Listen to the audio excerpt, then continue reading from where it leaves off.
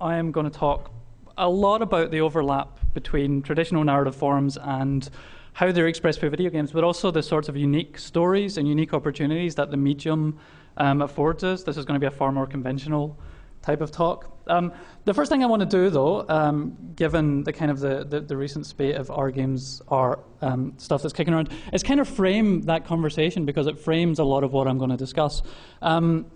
Film, by its very nature, spans a really wide range of experience. You can go from, something like Kainokatsu, which is a non-narrative, kind of visceral, emotional thing, to something like La Jetée, which is a film composed almost entirely of still images, all the way through to something like Iron Man 2, which is a very traditional kind of hero's journey film. And all of those experiences are completely different, but they still fall within that space.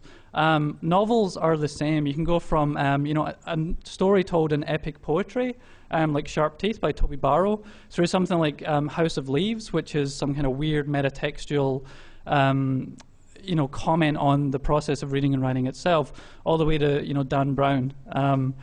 And those things are listed, different feelings, but they're still within that novel. And exactly the same for comics, and exactly the same for games. There's a really wide range of experiences, from purely mechanical experiences, something like Tetris or Monopoly, all the way through to games which have very strong narrative bents. And it's really that end of the spectrum that I'm going to talk about.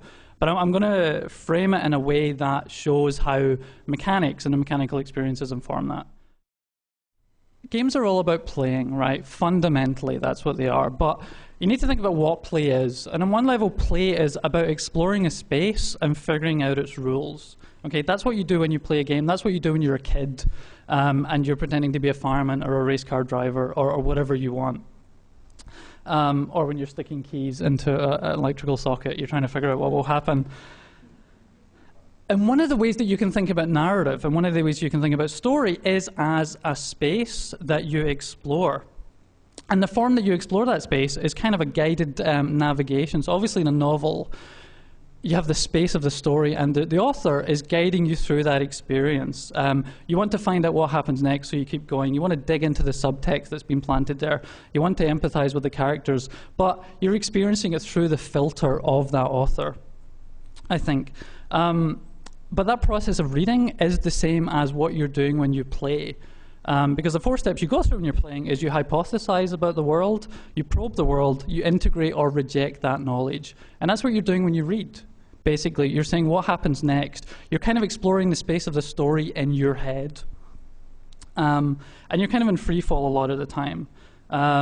And every word that you read, and every panel that you read, and every frame of a film causes you to constantly reevaluate this new hypothesis of what the story is, what the fundamental shape of the narrative is. And that's really interesting, because what games do is they make that process of exploration more overt and put it more in the arms of the player. And there are probably 2 ways that key ways that they do that. This is my really bad Photoshop. One of the things that they do, one of the things that games do brilliantly and much better than any other form, is they have this idea of the player as protagonist. Okay, you adopt the identity of the character. When I was playing kids play at Star Wars, right, and they say, I'm Han Solo and I'm Luke Skywalker. So what you do in a video game is you are doing that on some level. You're adopting the persona of the character that you have. And you feel like you are that person. And ultimately what that does is it makes you more likely to empathize with their issues, because they become your issues, they become your choices. And we'll look at that a little bit in more contemporary games about how they encourage that identity adoption. But ultimately what happens is you're given the agency as the player. And when people talk about games, when you hear people have conversations about how they play games, it's an I conversation that they have. It's never, ever a character conversation. It's never about they did this or they did that. It's I did this. Even if it's a game that's on rails, or it's just like a roller coaster, it's still a conversation about what they did. And that's really interesting. And it also opens up incredibly powerful opportunities for emotional engagement within your audience. And the second thing I've been thinking about a lot is choice. Because choice is a fundamental narrative force. Protagonists make choices, moment to moment within a story. And what games do is they take that opportunity for choice and they give it to the player. to varying degrees, and we'll look at that a little bit. So for example, the Star Wars game, I had very limited choices. All I could really do is move that crosshair and decide where to shoot. And in narrative terms, all I could really do is fail or succeed. But still, moment to moment, I was engaged. I was doing something. I was deciding where to shoot and how to move that cursor and what to do in order to succeed. And I was engaged with the feedback loop of the world as well. And at the same time, integrating the rules and finding out what that game wanted me to do. So that's a very simple example. On the other scale of things, there's games like Mass Effect, great big narrative experiences where the choices you make in conversation, the way you approach certain characters, the way you approach certain missions affect the overall experience. And again, people playing Mass Effect, it's an I conversation. And we'll look a little bit at that in a minute. So these are the things, and people get scared of this. People think, oh my God, authorial control, if we give that to our audience, we're screwed. Our entire storytelling ability is out the window. But the reality is, you can do things with choice, with agency, in the medium of video games that you cannot do. You can engage with your audience in brilliant, brilliant ways, and because they're the ones making choices, they're the ones feeling things, and that's really exciting.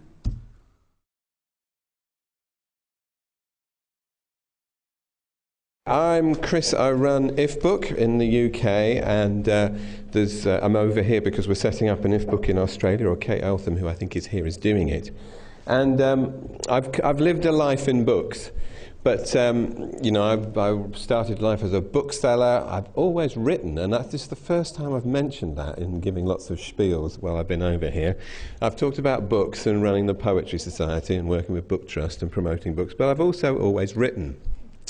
And to me, the really exciting thing about the digital sphere is that suddenly all the sky is paper and all the sea is ink. Suddenly it feels as if we can express ourselves in a way that we should have been doing for ages and ages and ages.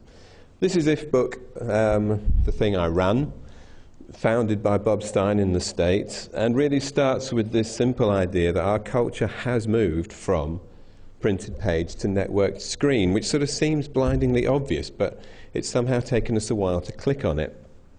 This is an image from In Search of Lost Tim, which is the digital, musical, magical, graphical, fiction-y thing that I made on my master's in creative writing and new media, which I did a few years ago now, and it changed my life.